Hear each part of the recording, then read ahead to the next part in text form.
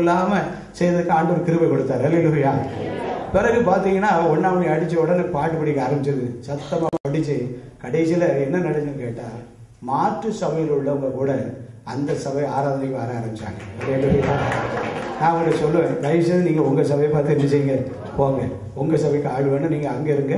இங்க இருக்க ஆட்களுக்காகத்தான் நான் ஊழியம் வந்திருக்கேன்னு சொல்லி இருந்தாலும் ஆண்டவருடைய கிருபையினால எங்க சபைக்கும் போயிடுதேன். இந்த ஆராதனை கொஞ்ச நேரம் என்ன செய்தேன், கலந்துக்கிட்டேன். ஆனால் பிரியமானவர்களே, அந்த ஒரு அபிஷேகம் தான் இன்றைக்கு என்ன சொல்லிட்டு இருக்குன்னு கேட்டா, நம்முடைய திருச்சபைகளில் எழுப்புதல் கட்டாயம் என்ன செய்யணும், வரணும்.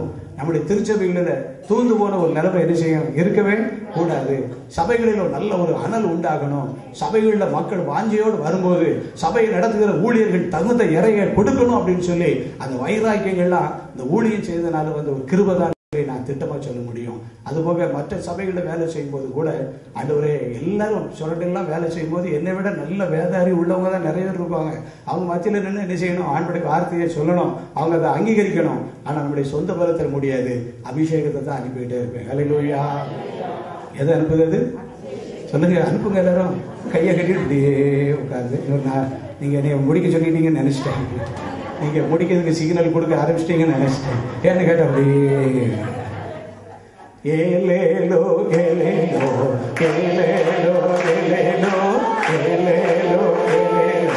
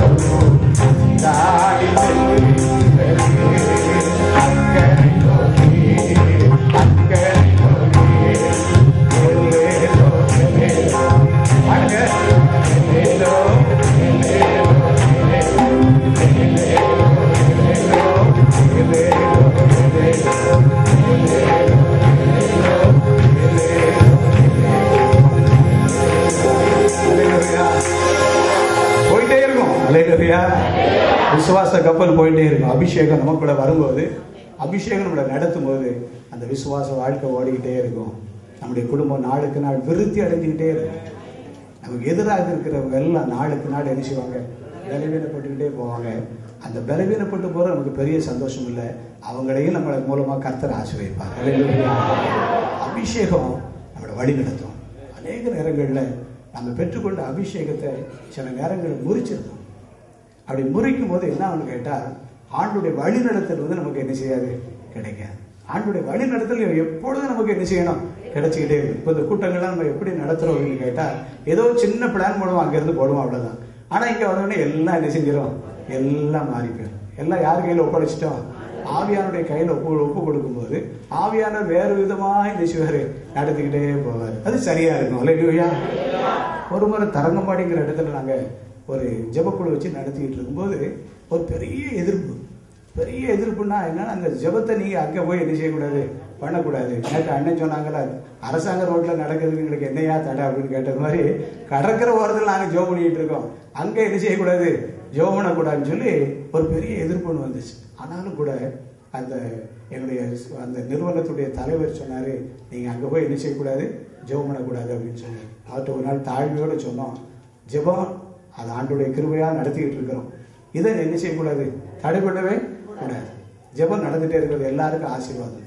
பிறகு ரொம்ப மிரட்ட ஆரம்பிச்சேன். உங்களை நான் அப்படி பண்ணிடுவேன், இப்படி பண்ணிடுவேன், உங்களோட சேர்ந்தவங்களை அப்படி பண்ணிடுவேன் அப்படின்னு சொல்லி எல்லாரையும் நான் டிஸ்மிஸ் பண்ணிடுவேன் ஆகி போயினார். கடைசியில் தைரியம் இருந்துச்சு, என்ன வேணாலும் என்ன செய்யும், அழகான முடிவு. மனுஷன் 40 நாளும் மாத்திரமல்ல, இவ்வளவுதானே. ஒரு சர்டிஃபிகேட் நமக்கு சாப்பாடு போடுறதை விட இந்த பைபிள் நமக்கு நல்ல சாப்பாடு போடுவோம். கடைசியில் ரொம்ப மிரட்டின உடனே நமக்கு ஒரு தைரியம் தான் வந்துச்சு, என்ன வேணாலும் என்ன செய்யும் செய்து பாருங்க. பிறகு உற்சாகமா ஜெபிக்க ஆரம்பிச்சோம், நல்லா ஜெபிக்க ஆரம்பிச்சோம். பாருங்க, ஜெபம் பண்ண அந்த அபிஷேகம் அப்படியே வர ஆரம்பிச்சிச்சு. முட்டு போட்ட உடனே அபிஷேகம் வருவாங்க. முட்டு போட்ட உடனே வாழ்க்கையில பாவ உணர்வு வரும். முழங்கால் படிக்கிட்ட உடனே பாவின்னு சொல்லி அழுது புலம்புவாங்க. அப்படிப்பட்ட ஒரு அபிஷேகம். அல்லேலூயா. இது லேச அபிஷேகமா, ஹையஸ்ட் அபிஷேகமா, உயர்ந்த ஒரு அபிஷேகத்தை கர்த்தர் நாட்கள்ல அந்த குழுவுக்கு ஆண்டவர் அதிகமா கொடுத்தார். இங்க அபிஷேகம் நடக்க எல்லாரும் கூடி ஜெபம் பண்ண போறாங்க. சனிக்கிழமை தோறும் சாட்சி கூட்டம் வச்சிருப்போம். இங்க ஒரு குரூப் சினிமாவுக்கு ஓடி போயிடும். நாங்க ஒரு குரூப் உட்காந்து சனிக்கிழமையில அந்த காத்திருப்பு ஜெபம் மாதிரி வச்சிருப்போம். பாத்தீங்கன்னா பெண்கள்லாம் வரக்கூடாதுன்னு சொல்லியிருப்போம். அங்க எல்லாரும் ஒவ்வொருவரும் குடும்பமா வந்து நிற்பாங்க. இல்லையா, நான் சொல்லுவேன், ஐயா தயவுசெய்து நீங்க தனி ஆண்களா மட்டும் என்ன செய்யுங்க, வாங்க ஃபேமிலியை கூட்டு வரண்டான்னு சொன்னாலும் நாங்களா கூட்டு வரோம் உங்களுக்கு நின்றுவாங்க. இல்லையா, அங்க கொடுக்குற சாட்சிகள் எல்லாம் பாத்தீங்கன்னா பயங்கரமான சாட்சியா இருக்கும். ஒரு முறை ஜெபம் பண்ணிட்டு இருக்கும்போது ஒரு வட்டமாக இருந்து ஜெபம் பண்ணிட்டு இருக்கோம். திடீர்னு கண் விழிச்சு பார்க்க வேண்டிய சூழ்நிலை இருந்து விழிச்சு பார்த்தேன். தூரத்துல ஒரு ஸ்டார், ஒரு பெரிய பிரகாசமான ஒரு வெளிச்சம் தூரத்துல தெரிஞ்சிச்சு. அப்ப ஏதோ ஒரு வெளிச்சம் தெரியுதுன்னு நினைச்சுக்கிட்டு அதை கொஞ்சம் அப்படி பார்த்தும் பாராம விட்டுக்கிட்டே இருந்தேன். பிறகு வர வர வர பிரகாசமா இருந்துச்சு. அப்படியே வருது, கொஞ்சம் ஒரு சின்ன பிட்டு கூட அங்கங்க என்ன செய்யற அசையவே இல்லை. அப்படியே அந்த வெளிச்சம் நேரே வந்து இந்த குரூப்பா கூடி இருந்ததுக்கு நேரம் மேல வந்து நிக்க. எல்லாரையும் தட்டி எழுப்பி பாருங்க, அப்பா எல்லாரும் மேல என்ன செய்யுங்க பாருங்க, ஆண்டவர் நம்மளெல்லாம் ஒரு பெரிய வெளிச்சத்துக்குள்ள என்ன செய்ய போறாரு, நடத்த போறாருன்னு சொல்லி அன்னைக்கு ஒரு பெரிய பரவசமான ஜெபத்தை கர்த்தர் கொடுத்தார். ஹல்லேலூயா. எதிர்ப்பு என்னாச்சு தெரியுமா? ஒரு மாசம் மிரட்டிட்டு இருந்தாரு, ஜெபம் நடந்துட்டே இருந்துச்சு. திடீர்னு எதிர்ப்பு கொடுத்தவருடைய வீட்டுல ஒருவருக்கு சுகையினம் ஆச்சு. அல்லேலூயா. அவருக்கு திடீர்னு ஹார்ட் அட்டாக் வந்துச்சு. காரைக்கால் ஆஸ்பத்திரியில சேர்க்கணும். காரைக்கால் ஆஸ்பத்திரியில சேர்த்தாச்சு. கவனிக்க ஆள் கிடையாது. வீட்டுல அந்த அம்மாவும் அந்த சாரும் தான், வேற யாரும் கிடையாது. ரெண்டாவது அவங்களுக்கு யாரும் உதவி செய்ய மாட்டாங்க. ஏன்னா அப்படிப்பட்ட குணமுள்ள அம்மாவும் ஐயாவும். அல்லேலூயா. இப்பவும் நம்ம ஆட்களை பற்றி சிலர் அப்படிதான் சொல்லுவோம், ஏப்பா அவ பாட்டு தான் படிப்பாப்பா, குணம் ஒண்ணுக்கு ஆகுது அப்படிப்பாங்க. நல்ல ஓடின்னு ஓடுவா, குணம் சுத்தம் மோசம் சீரதமாங்க. உங்க குணங்கள்லாம் எப்படி எப்படி இருக்குது? நல்ல குணமா அந்த அம்மா குணம் தானே? வந்தா தானே தெரியும். இங்க நல்ல குணம் சும்மா நீங்காட்ட அடிச்சு விட்டுருவேன். குணங்களை மாத்திருக்கு. சரிதானே? குணம் கம்ப்ளீட்டா மாறணும். கடைசியில அவங்களுக்கு யாருமே உதவிக்கு ஆள் போகலை. யோசிச்சு பார்த்தாரு என்ன செய்யலான்னு சொல்லி ஆவியானவர் பேசினாரு. இவங்களை கூப்பிடுன்னு சொல்லி ஒரு நாள் காலையில் வந்து தம்பி ஞானப்பிரகாசம் அப்படி மைத்தனுக்கு சோமில்லாமல் காரைக்கால் ஆஸ்பத்திரியில் இருக்கிறாங்க, அட்டாக்கில் மோசமாக இருக்கு, நீங்கள் போய் என்ன செய்யணும் ஜோமன் கூட சொல்ல. ரெண்டாவது சொன்னார், கவனிச்சுட்டு தான் சொன்னார். அல்லேலூயா. அதுக்கு பிறகு தான் சொன்னார் ஜெபம் பண்ணிக்காங்கன்னு சொல்லி. அவர் ஜெபம் பிடிக்காது பார்த்தீங்களா, கவனிச்சுக்காங்க. அதுக்கு பிறகு ஜெபம் பண்ணுங்க. நல்ல பகல் முழுசும் நீங்கள் பார்த்துக்காங்க, ராத்திரி முழுசும் ஏசுபாதுன்னு ஒருத்தருக்கார், அவரை அனுப்பி விட்டுருந்தேன். உங்களுக்கு லீவு தந்துருந்தேன், ஸ்கூலை பற்றி ஒன்றும் பிரச்சனை போகட்டேன். ரொம்ப சந்தோஷம் சொல்லிட்டு 15 நாள் பகலுக்கு நான் போய் பார்த்துக்கிட்டேன். அன்னைக்கு 15 நாள் நைட்டில் ஏசுபாதை போய் பார்த்துட்டேன். ஆண்டுடைய கிருபையினால சாக போறவர் படிச்சுக்கிட்டாரு. அவருடைய உள்ளத்துல ஒரு உடை வந்துச்சு. அதுக்கு பிறகு அந்த ஜெபத்தை அவர் என்ன பண்ணலை, தடையே பண்ணலை. கடைசியில் நாங்கள் எல்லாம் முடிச்சுட்டு வரும்போது எங்கள் வீட்டில் வந்து ஜோ மட்டும் பொங்கினாரு. வீட்டில் போய் ஜோ மட்டும் வந்தோம். சர்டிஃபிகேட் கான்டாக்ட் எழுதினார். சிலர் சொன்னாங்க என்னத்தையா எழுதி வச்சிருப்பாரு, என்ன தடவை நமக்கு என்னப்பா, இது நமக்கு தெளிவா இருக்கு. இன்று முதல் நான் உங்களை ஆசீர்வதிப்பேன். இன்று முதல் நான் உன்னை ஆசீர்வதிப்பேன்.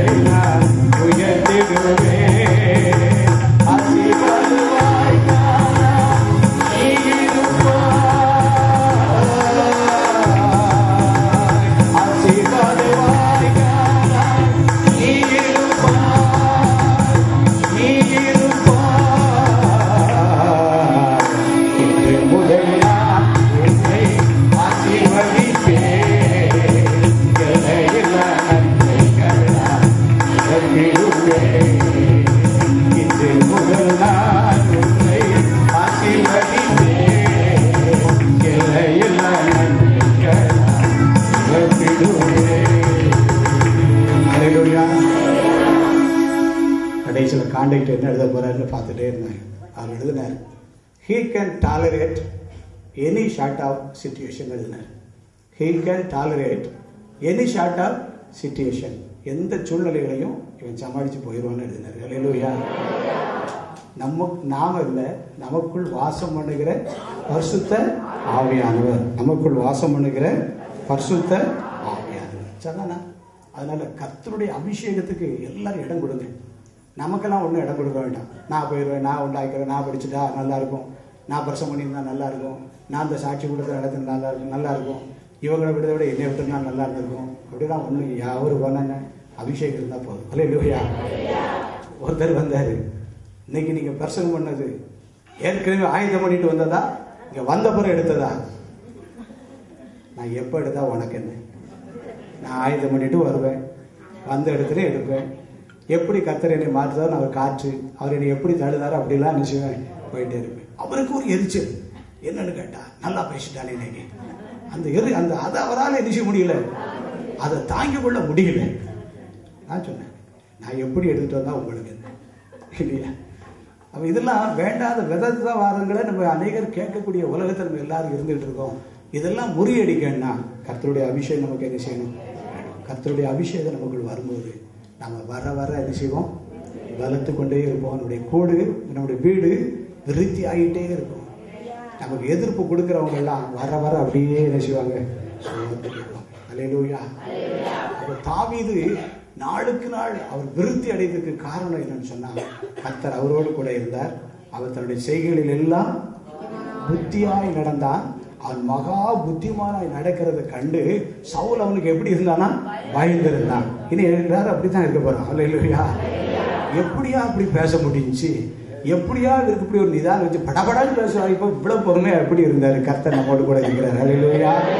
இரண்டாவதாக, நம்ம நாளுக்கு நாள் விருத்தி அடைய போறோம். நம்முடைய குடும்பங்கள் நாளுக்கு நாள் விருத்தி அடைய போகுது. என்ன எப்படி நடக்க போகுதுன்னு கேட்டா, கர்த்தருடைய அபிஷேகம். கடைசியாக மூன்றாவதாக 1 சாமுவேல் 17வது அதிகாரம் 34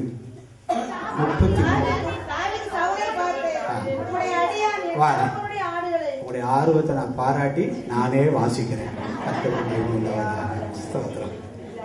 33வது வசனத்திலிருந்து நீங்க கவனிங்க, நான் வாசிக்கிறேன். அப்பொழுது சவுல் தாவீதை நோக்கி, நீ இந்த பெலிஸ்தனோட எதிர்த்து யுத்தம் பண்ண உன்னால் ஆகாது, நீ இளைஞன், அவனோ தன் சிறு வயது முதல் யுத்த வீரன் என்றான்.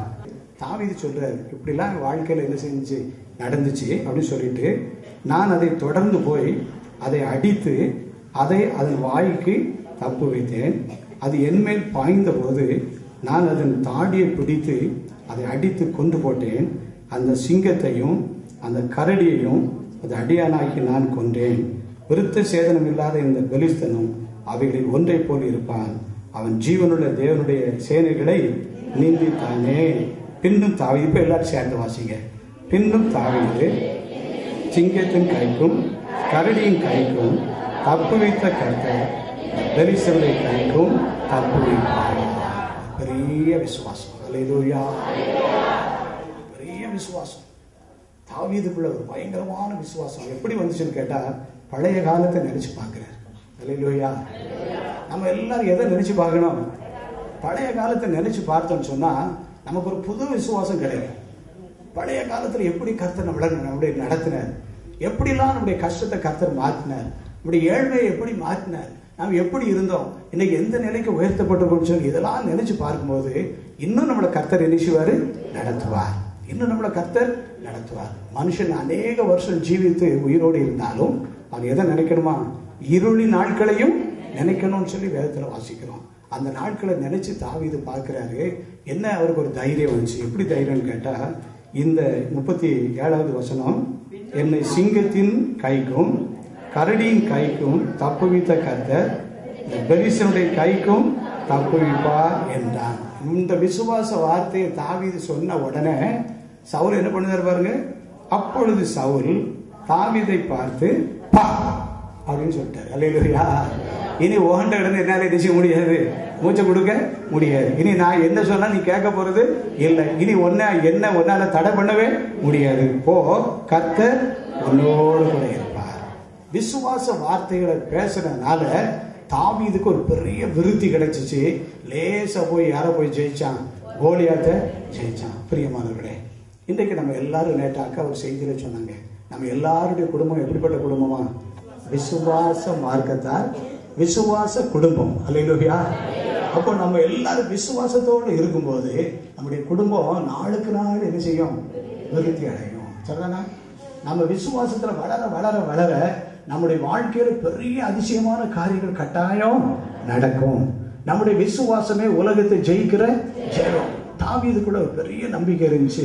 கர்த்தர் அன்றைக்கு ஒரு கரடியையும் ஒரு சிங்கத்தையும் கையில ஒண்ணும் இல்லாம இருந்தாலும் ஆட்டுக்குட்டியை கிழிச்சு போட்ட மாதிரி கிழிச்சு போட்டு வெற்றி பெறுவதற்கு எனக்கு அன்றைக்கு உதவி செய்தார்ல, இவன் ஏமாத்திரம் அப்படிங்கிற ஒரு தைரியத்தை கர்த்தர் கொடுத்தார். ஹல்லேலூயா. ஆகினால நான் முதலாவது சொன்னேன் விசுவாசம் சொன்னேன். இப்ப கொஞ்சம் பொறுத்து இப்ப சொல்றேன் விசுவாசத்தோடு கூடிய தைரியம். கை தட்டி கர்த்தருக்கு எல்லாரும் நம்பி சொல்றேன். ஹல்லேலூயா. ஸ்தோத்திரம். ஆமென். ஸ்தோத்திரம் ஸ்தோத்திரம் ஸ்தோத்திரம். விசுவாசத்தினால் நீதிமான் பிழைப்பான், விசுவாசியை கதராலே. விசுவாசத்தினால் நீதிமான் பிழைப்பான், விசுவாசியை கதராலே. கலங்காதே திகையாதே விசுவாசியே, கலங்காதே திகையாதே விசுவாசியே. கல்வாரி நாயகன் கை விடரே, கல்வாரி நாயகன் கை விடரே. விசுவாசத்தினால் நீதிமான் பிழைப்பான், விசுவாசியை பதறாதே. விசுவாசத்தினால் நீதிமான் பிழைப்பான். அல்லேலூயா. செய்தி முடிக்கிறதுக்கு நீங்க சிக்னல் கொடுக்கல. கர்த்தருக்கு ஸ்தோத்திரம். பிள்ளைகள் சிக்னல் கொடுத்துட்டாங்க, எல்லாம் வந்தாச்சு. அல்லேலூயா. ஆகினால செய்தி முடிக்க வேண்டிய நேரம் என்ன செஞ்சாச்சு? வந்தாச்சு. கர்த்தருக்கு ஸ்தோத்திரம். அல்லேலூயா. அந்த சவுல தியானிக்க வேண்டாம், அது வர வர வர அது வேண்டாம், அது ஆகாது. அதை போட்டு நம்ம தியானம் பண்ணாட்டான். போட்டோம் நம்ம ஒரு மேலான காரியத்தை நம்ம என்ன செய்வோம்? சிந்தனை பண்ணிட்டு இருப்போம். ஒரு கர்த்தர் நம்மோடு கூட இருப்பாரா, நமக்கு விருத்தி உண்டாகும். கர்த்தருடைய அபிஷேகம் நம்மளை நடத்தும் போது நம்முடைய குடும்பங்கள்லாம் விருத்தி அடையும். மூன்றாவது, விசுவாசத்தில் ஒரு தைரியம். எல்லாருக்கும் விசுவாசம் உண்டு. அல்லேலூயா. தைரியம் தான். பயமாத்தான் இருக்கு, பயமாத்தான் இருக்க, பயமா இருக்குன்னு ஒரே பயமாத்தான் என்ன செய்யுது? அல்லேலூயா. ஒரு இடத்துல ஊழியத்துக்கு போயிட்டு ஒரு ஊழியரை அழைச்சிட்டு வந்தார். எங்கள் வீட்டில் தங்கிட்டு போங்க அப்படின்னு சொன்னார். நான் சொன்னேன், நான் போயிடுறேன் ஐயா, தங்குறது வேண்டாம், போயிடுறேன். இல்லை, ராத்திரி நேரமாக இருக்குது, நீங்கள் தங்கிட்டு போங்க. நாங்கள் சரின்ட்டு தங்கிறதுக்காக வீட்டுக்கு கூப்பிட்டு போனார். போனவர் வீட்டு சாவியை கொடுத்து நீங்கள் திறங்கண்ண. என்னடா உங்கள் வீட்டை நான் எப்படி திறக்கலாம்? இல்லையா? இல்லை தம்பி நீங்கள் திறங்க. பிறகு அவர் கட்டாயப்படுத்தி திறந்தான். வீட்டில் வேறு யாரும் இல்லைனே வாங்கினேன் அப்படின்னு திறந்து உள்ளே போயாச்சு. உள்ளே போனால் அந்த ரூம் இந்த ரூம்லாம் காட்டிட்டு கடைசியில் என்னை முன்னாலே தடுதாரு. அவர் வீட்டுக்குள்ள மட்டும் என்ன முன்னாள் தர அவர் பிறத்தனைக்கு நிற்காரு.